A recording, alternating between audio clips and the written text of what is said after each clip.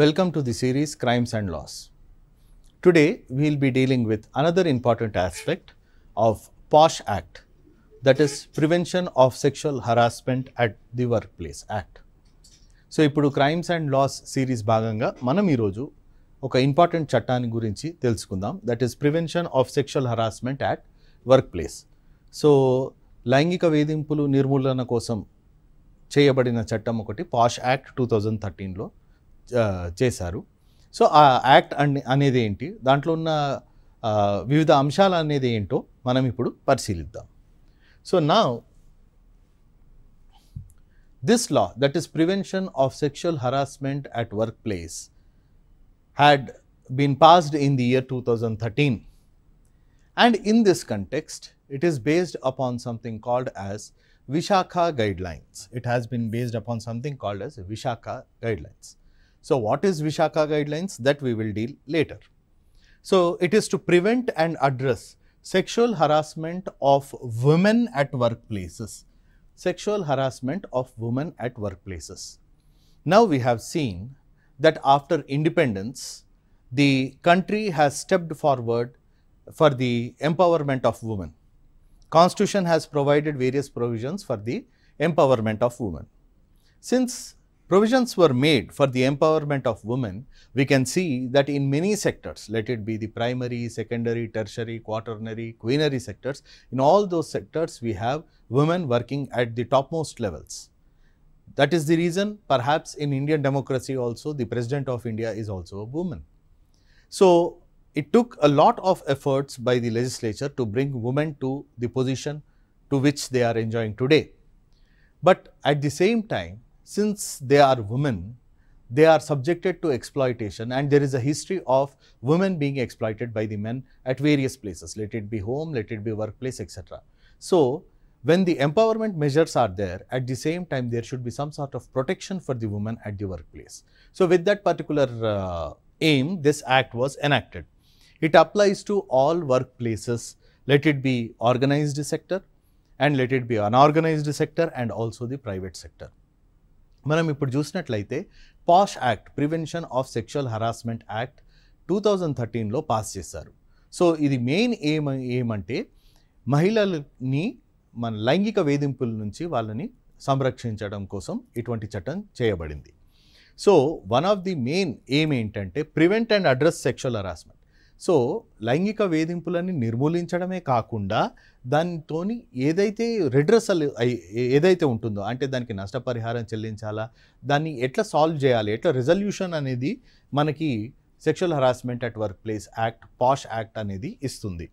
It applies to all women at work places. So ఇది మహిళలు ఎక్కడ పనిచేసినా కానీ, ప్రైవేట్ సెక్టర్, గవర్నమెంట్ సెక్టర్ కానివ్వండి, ఆర్గనైజ్డ్ కానివ్వండి, అన్ఆర్గనైజ్డ్ కానివ్వండి, ఎటువంటి సెక్టర్స్లో కూడా ఉమెన్ వర్క్ చేస్తున్నారో అక్కడ ఉంది. సో స్వాతంత్రం తర్వాత మనం చూసినట్లయితే ఉమెన్ ఎంపవర్మెంట్, మహిళలకు మన ఆపర్చునిటీస్ పెంచాలి, వాళ్ళని వేరే వివిధ క్షేత్రాలలో వాళ్ళని ప్రోత్సహించాలి అనేది ప్రొవిజన్స్ అనేది కాన్స్టిట్యూషన్ మ్యాండేట్, రాజ్యాంగబద్ధంగానే చేయాలి ఆర్టికల్ 15 ప్రకారం. సో మహిళలు చాలా మట్టుకి సెక్టర్స్లో మనం ఇప్పుడు చూసినట్లయితే చాలా మట్టుకు సెక్టర్స్లో మహిళలు ఉన్నారు. మన భారతదేశపు ఒక రాష్ట్రపతి కూడా ఒక మహిళనే. సో అటువంటి దాంట్లో వాళ్ళు వర్క్ చేస్తున్నారు, దేశం యొక్క అభివృద్ధి కోసం వాళ్ళు పనిచేస్తున్నారు. అట్ ది సేమ్ టైం మహిళల మీద దాడులు చేయడం, వేధింపులకు వాళ్ళు గురి కావడం అనేది ఒక చరిత్ర అనేది ఉంది.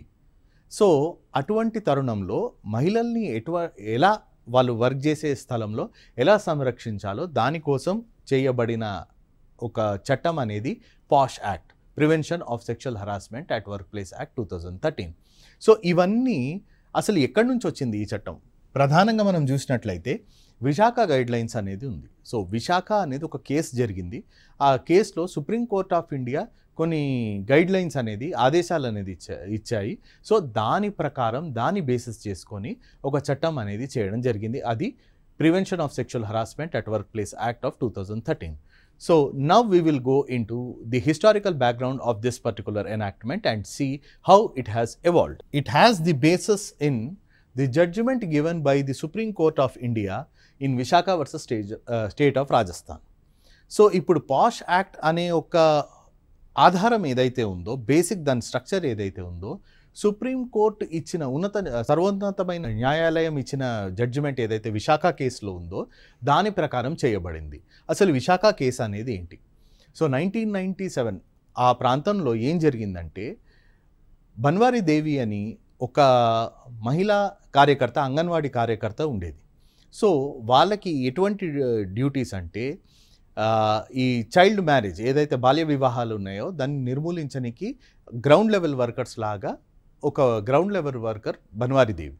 సో బన్వారీ దేవి ఒక ఊరిలో ఇలానే ఒక బాల్య వివాహం గురించి తనకు ఇన్ఫర్మేషన్ వస్తే వెళ్ళి అడ్డుకుంది. సో అడ్డుకోవడం వల్ల ఏం చేశారంటే, ఆ కమ్యూనిటీకి చెందిన వాళ్ళు ఈమె మీద భౌతిక దాడుల కోసం దిగారు. ఈమె అప్పటికి గవర్నమెంట్కి కంప్లైంట్ చేసినా కానీ ఎటువంటి చర్యలు వాళ్ళ మీద తీసుకోలేదు. తీరా చూస్తే ఒకరోజు బన్వారీ దేవిని గ్యాంగ్ రేపుకి గురి చేశారనమాట, మానభంగం జరిగింది. సో అటువంటి సిచ్యువేషన్లో గవర్నమెంట్ ఎంప్లాయీస్ ఎవరైతే ఉన్నారో వాళ్ళు ఎక్కడైతే వర్క్ చేస్తున్నారో అటువంటి సిచ్యువేషన్లో వాళ్ళకి ఎటువంటి రక్షణ లేదు. కాబట్టి ఎన్జిఓ, ఒక ప్రభుత్వేతర సంస్థ ఎన్జిఓ అనేది ఒక సోషల్ యాక్టివిస్ట్ వాళ్ళ సంఘ సంస్కర్త కోసం వాళ్ళు చేసింది ఏంటంటే, సుప్రీంకోర్టుకి వెళ్తే సుప్రీంకోర్టు ఇటువంటి చట్టం మన దేశంలో ఇంకా లేదు కాబట్టి ఒక కొత్త చట్టం వచ్చేంత వరకు సుప్రీంకోర్టు తన యొక్క పవర్స్ యూజ్ చేసి ఆర్టికల్ 142 ప్రకారం పవర్స్ యూజ్ చేసి కొన్ని గైడ్లైన్స్ ఇచ్చారు.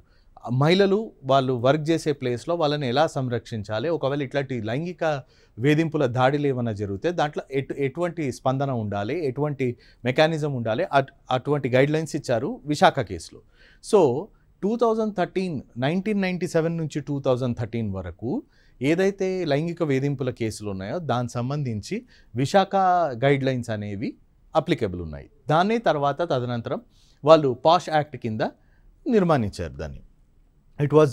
It recognized safe workplaces as the part of Article 21. So, Article 21, protection of life and personal liberty. So, Article 21 అనేది ఫండమెంటల్ రైట్, మౌలిక హక్కులు. అవి ఏమంటుందంటే, ఒక మనిషిని సంరక్షించాలి, తన యొక్క జీవితంతో సంబంధించిన లిబర్టీ ఏదైతే స్వేచ్ఛను ఉందో దాన్ని కాపాడాలి. సో దాని పార్ట్ కింద రైట్ అగెయిన్స్ట్ సెక్షువల్ హరాస్మెంట్, అంటే మన లైంగిక వేధింపులకు గురి కాకుండా ఉండడం కూడా ఒక రైట్. కాబట్టి దాన్ని ఆర్టికల్ 21 కింద పరిగణలోకి తీసుకొని విశాఖ గైడ్లైన్స్ ఇవ్వడం జరిగింది. So it laid foundation for posh act. So ఏవైతే పాష్ యాక్ట్లో ప్రొవిజన్స్ ఉన్నాయో, ఏవైతే రకరకాల అంశాలు ఉన్నాయో అవన్నీ మనకి విశాఖ జడ్జిమెంట్ నుంచి తీసుకున్నవే. కాబట్టి దాన్ని తీసుకొని ఇంకా డెవలప్ చేసి దాన్ని పాష్ యాక్ట్ రూపంలో దాన్ని నిర్మాణం చేశారు. Why POSH act is important? ఇటువంటి తరుణంలో పాష్ యాక్ట్ అనేది ఎందుకు ఇంపార్టెంట్? ఫస్ట్ మనం చూడాల్సింది ఏంటంటే, ఇక్కడ impact of sexual harassment. First మనం రికగ్నైజ్ చేయాల్సిన అంశం ఏంటంటే, impact of sexual harassment on victims. They have mental, emotional and financial impact. ఇక్కడ మనము చూడాల్సింది ఏంటంటే, లైంగిక వేధింపులకి గురి అయిన మహిళలు ఎవరైతే ఉంటారో వాళ్ళ మీద mental, emotional and physical impact అనేది ఉంటుంది. మెంటల్ అంటే మానసికంగా, ఎమోషనల్ భావోద్వేగాలు ఉంటాయి దాంట్లో. ఇంకోటి ఫైనాన్షియల్, ఆర్థికంగా కూడా దాని మీద చాలా ఎఫెక్ట్ అనేది పడుతుంది. ఎలా అంటే మెంటల్ ఇంపాక్ట్, వాళ్ళు బెదిరిపోతారు, వాళ్ళకి నమ్మకం అనేది వెళ్ళిపోతుంది. మనము వర్క్ ప్లేస్లో వర్క్ చేసి ఏమైనా సంపాదించాలి, ఏమైనా సాధించాలి అనేది వాళ్ళకి అటువంటి నమ్మకమై వాళ్ళ మీద నుంచిపోతుంది. ఎమోషనల్లీ వాళ్ళు భయభ్రాంతులకి గురి అవుతారు. సో భావోద్వేగాలకి లోనయ్యి మూడ్ స్వింగ్స్ అయిపోయి మన డిప్రెషన్లోకి వెళ్ళే ఛాన్సెస్ కూడా ఉన్నాయి. ఫైనాన్షియల్, దీనివల్ల లైంగిక వేధింపులకు గురి అవుతున్నారు వర్క్ ప్లేస్లో కాబట్టి వాళ్ళు పనికి వెళ్ళడమే ఆపేస్తారు. పనికి వెళ్ళడం ఆపడం వల్ల వాళ్ళకి ఆర్థిక ఇబ్బందులు తప్పవు. So therefore POSH act is important to protect the people. POSH act ఉంటే మహిళల్ని ఈ mental, emotional and financial stress నుంచి కాపాడగలుగుతాము.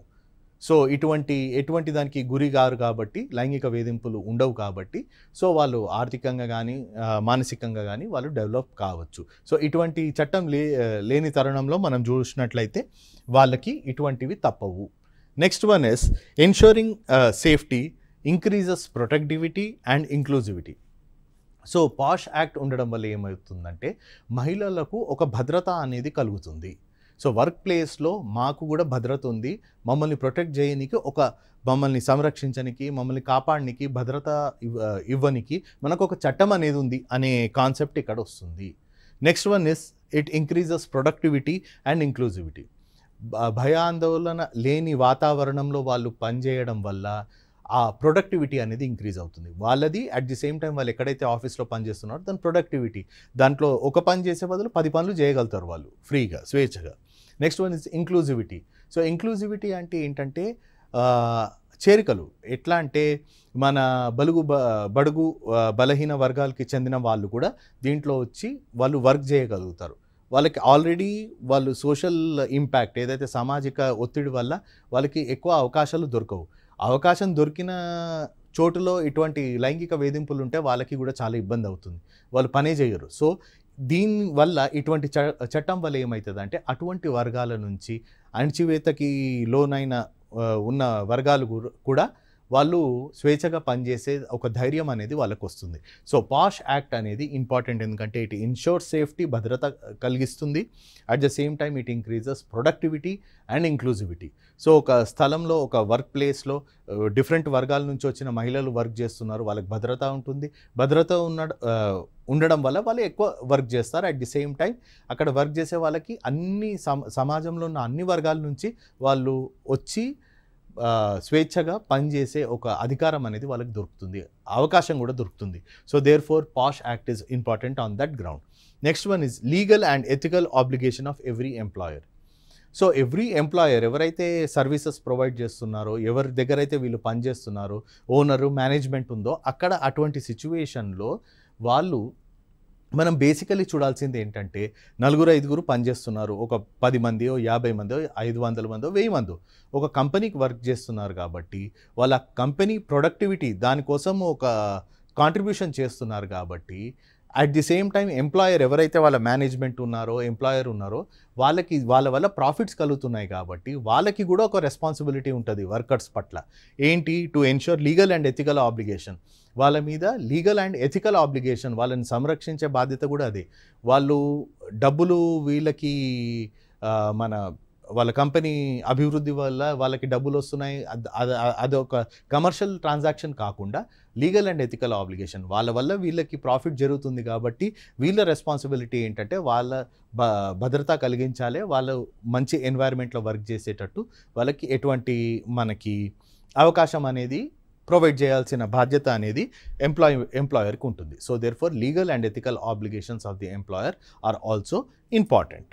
Now, moving on with the next aspect, that is, there are certain key definitions under this enactment which has to be taken into consideration. The first and foremost thing is aggrieved woman. The thing is aggrieved woman. Who is an aggrieved woman? That is the question. Who is an aggrieved woman? That is the question. So, any woman usually who is working at a workplace is treated as an aggrieved woman against whom sexual harassment has been done. And it also defines something called as workplace. Workplace, what is included in the workplace? It also includes virtual workplaces, digital or virtual workplaces which we see in today's world.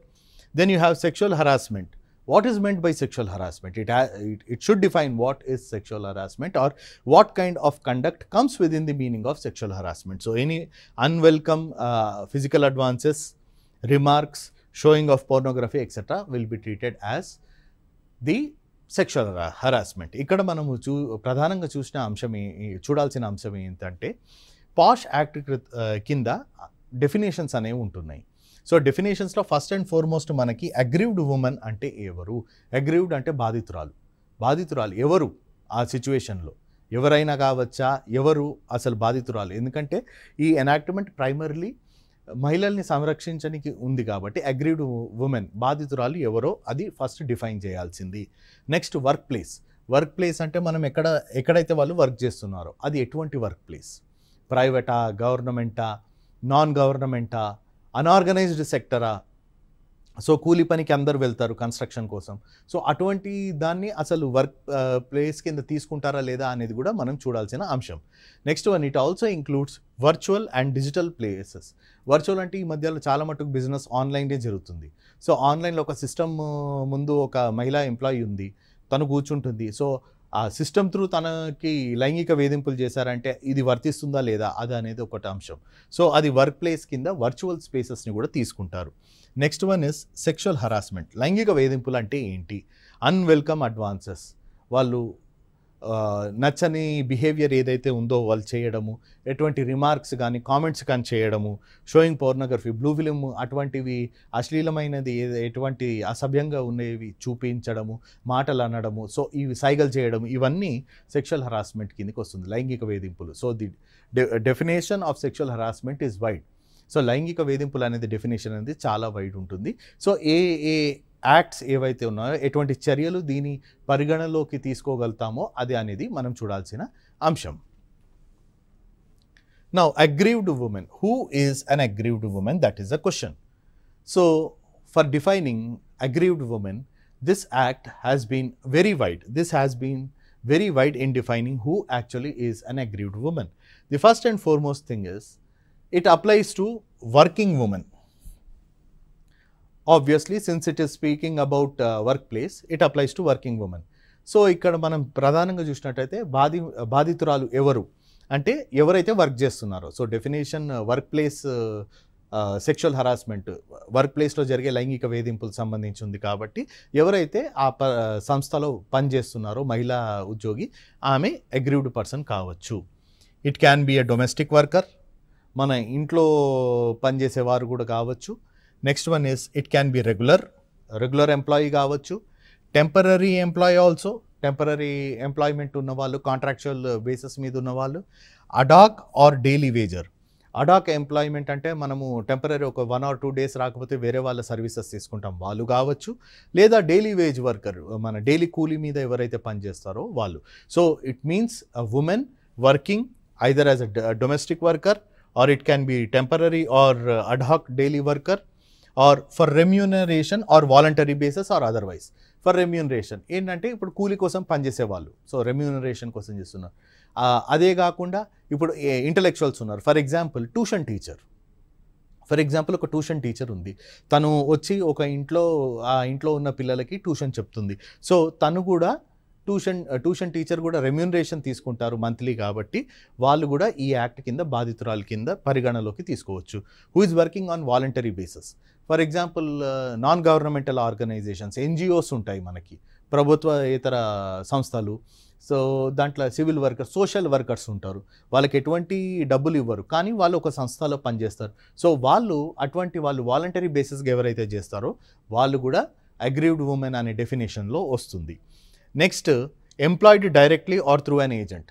So direct employment వాళ్ళని తీసుకోవడం కానీ, direct మనం వాళ్ళని పనిలోకి పెట్టుకోవడం కానీ, లేదా through an agent, outsourcing agency through తీసుకున్నాం, లేకపోతే ఒక మనము అంటాం కాంట్రాక్టర్స్ ఉంటారు, గుత్తేదారు మన లేబర్ని ప్రొవైడ్ చేస్తారు. సో అటువంటి సిచ్యువేషన్లో త్రూ ఏజెంట్ ఎంప్లాయ్ చేసినా కానీ తను అగ్రీవ్డ్ ఉమెన్ పరిధిలోకి వస్తుంది.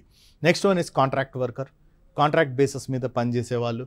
ప్రొబేషనర్, గవర్నమెంట్ సర్వీసెస్లో జాయిన్ అయినాక వాళ్ళు కొన్ని రోజులు వాళ్ళకి డైరెక్ట్ ఎంప్లాయీ కాకుండా వాళ్ళని ప్రొబేషనర్స్ అంటారు. ప్రొబేషన్ పీరియడ్లో ఉన్న వాళ్ళు, లేకపోతే ట్రైనింగ్, పోలీస్ రిక్రూట్మెంట్లో జాయిన్ అయినాక ఫస్ట్ వాళ్ళు ట్రైనింగ్ ఆఫీసర్స్ అనబడతారు. సో ట్రైనింగ్ ఆఫీసర్స్ కూడా వస్తారు. ఆర్ అప్రెంటిస్, ఏదైనా కంపెనీ కానివ్వండి, మన 14 years దాటిన వాళ్ళు ఎవరైతే యంగ్స్టర్స్ 14 to 18 years వరకు అప్రెంటిసెస్ అంటారు, రైల్వేస్లో కానివ్వండి, ఇండస్ట్రీస్లో కానివ్వండి, వాళ్ళు వర్క్ చేస్తున్నారంటే వాళ్ళు కూడా అగ్రీవ్డ్ మహిళ అనే డెఫినేషన్స్లో పరిగణలోకి తీసుకోబడతారు. Called by any other such name. So basically ఇక్కడ వాళ్ళు ఏం చెప్తారంటే అగ్రీవ్డ్ ఉమెన్ అంటే ఎటువంటి సంస్థలైనా ఎటువంటి పని చేయడం, permanent, temporary, contract, through agent. So మహిళ పనిచేస్తే she will become an aggrieved women. So ఎక్కడైనా మహిళ పనిచేస్తుందంటే ఆ మహిళ అగ్రీవ్డ్ ఉమెన్ యొక్క డెఫినేషన్ పరిగణలోకి ఆటోమేటికలీ వెళ్ళిపోతుంది.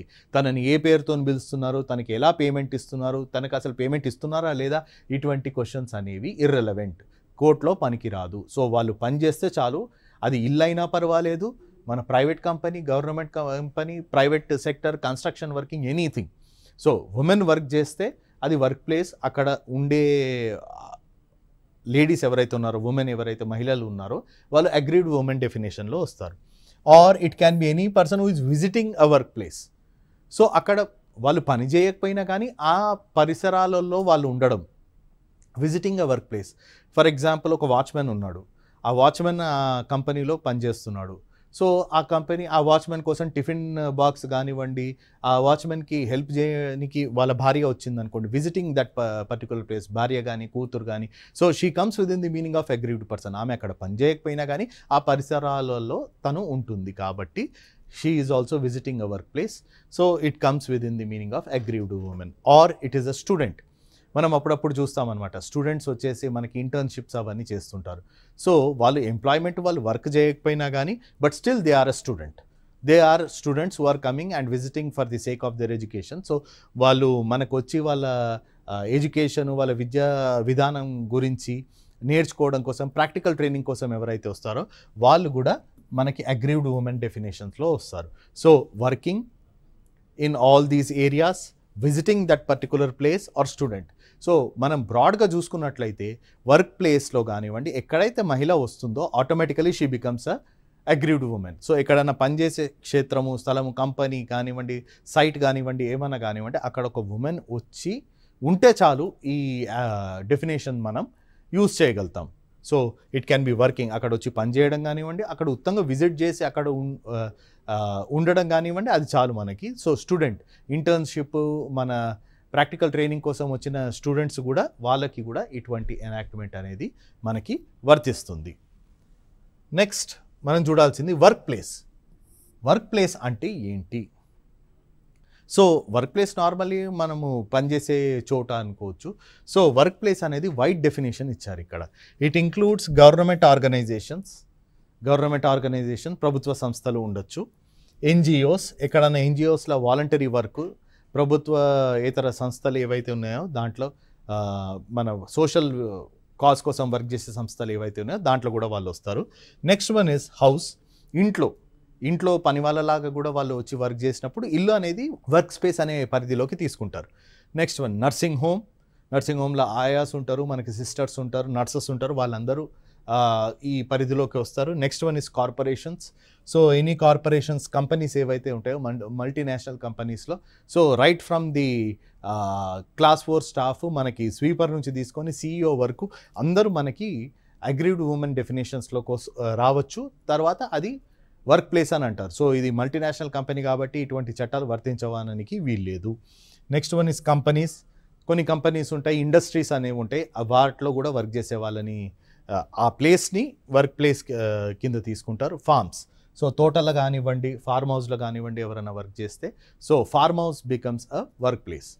Next one is educational institutions, విద్యా సంస్థలు, స్పోర్ట్స్ ఫెసిలిటీస్, క్రీడా సంస్థలు. సో స్టేడియంలో వర్క్ చేయడం కానివ్వండి, ఒక ఇండోర్ స్టేడియం, సో వాళ్ళు కూడా గ్రౌండ్స్లో వర్క్ చేయడం కానివ్వండి. సో వర్క్ ప్లేస్ అనేది అవి కూడా వస్తాయి. Next one is hospitals, major hospitals, minor hospitals, clinics అయినా పర్వాలేదు. Service providers, for example housekeeping services మనకు ఉంటాయి అన్నమాట. సో ఒక గ్రూప్ ఒకటి ఉంటుంది మహిళా ఉద్యోగులది, వాళ్ళ టైంకి వచ్చేసి వాళ్ళు అక్కడ వర్క్ చేసేసి వెళ్తారు. సో సర్వీస్ ప్రొవైడర్స్ అంటారు వాళ్ళని. సో అటువంటి దాంట్లో కూడా ఇప్పుడు ఈ మధ్యలో మనం చూసినట్లయితే స్విగ్గీ, జొమాటో, వీటిలో మనం మహిళల్ని కూడా చూస్తున్నాం కాబట్టి so they are service providers. So అది కూడా వర్క్ ప్లేస్ కిందకి వస్తుంది.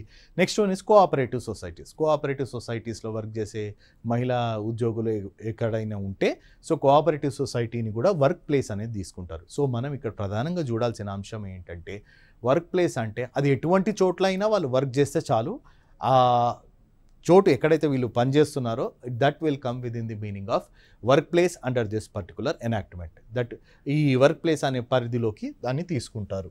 We are supposed to see that work place is a very wide definition. Work place, why this kind of wide meaning is given?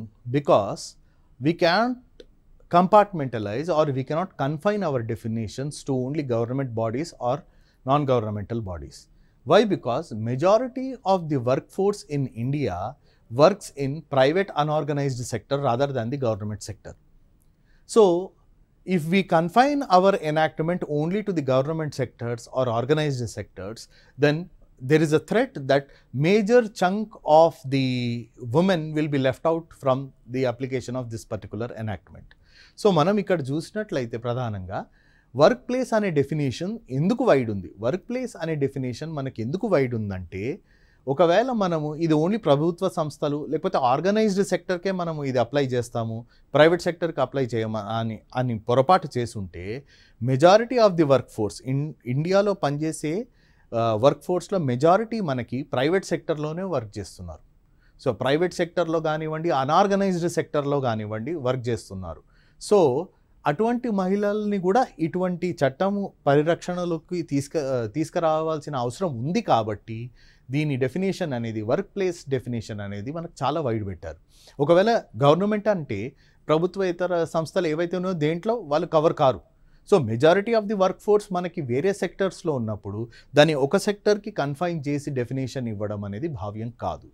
So దీంతో మనకి ఏం తెలుస్తుందంటే, చట్టము ఎటువంటి wide area ఇచ్చేసి ప్రతి క్షేత్రంలో ఉన్న మహిళలకి ఏదో ఒక రూపంలో ప్రొటెక్షన్ ప్రొవైడ్ చేయాలని ఒక ఉద్దేశం ఉంది. కాబట్టి the definition of work place is wide enough.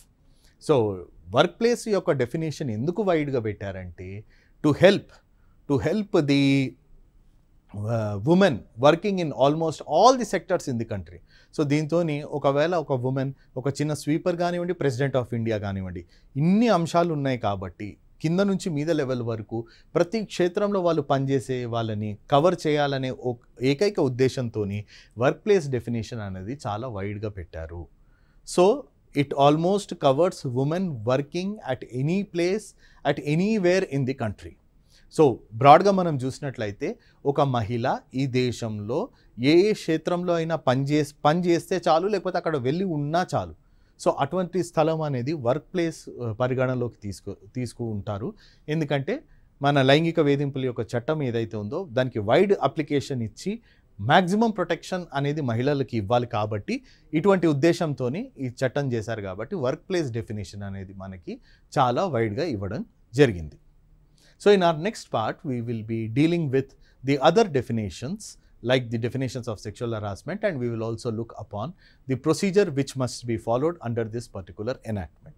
Thank you.